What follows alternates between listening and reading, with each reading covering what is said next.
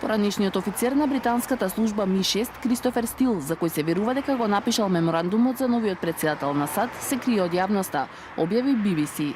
Во документот се содржани непотврдени наводи дека руски разузнавачи имаат компрометирачки информации за Доналд Трамп, кои ги објавија CNN и BuzzFeed, а тој ги нарече лажни вести и измислици и ги обвини американските разузнавачки служби за протекувањето.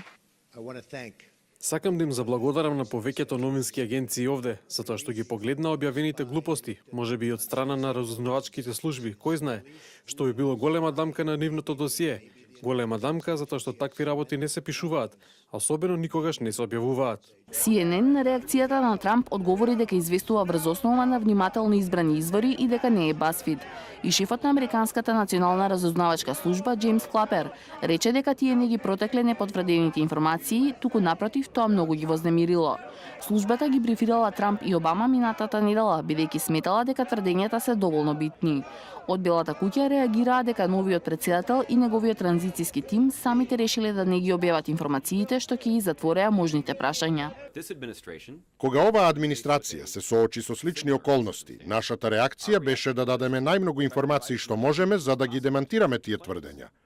Идната администрација се потпре на тајноста и наместо да ги отфрли тврдењата, продолжи да сее сомнежи меѓу јавноста и некои медиуми. Главното обвинување во меморандумот е дека Трамп е подложен на уцени ако се обелоденат неговите финансиски врски со Русија. Се зборува и за видео снимка од него со проститутки во хотелот Ридс Карлтон во Москва. Информациите не се потврдени, но според новинарите во Британија, кои масовно се собраа околу куќата и бизнисот на Стил, тој бил почитуван член на разузнавачката заедница. Еден од дописниците тврди дека меморандумот му бил покажан во октомври, бидејќи агентот на Ми-6 стравувал за својот живот. Стил, како член на елитната британска служба, бил распореден во британската амбасада во Москва. BBC анализира дека информациите можел да ги купи од старите контакти во ФСБ, руската разузнавачка служба што ја наследи КГБ, а биле нарачани од републиканци кои се противеле на номинацијата на Трамп. Медиумот бил запознаен со нив последната недела од изборната кампања, но решиле да не ги употребат бидејќи не можеле да ги проверат.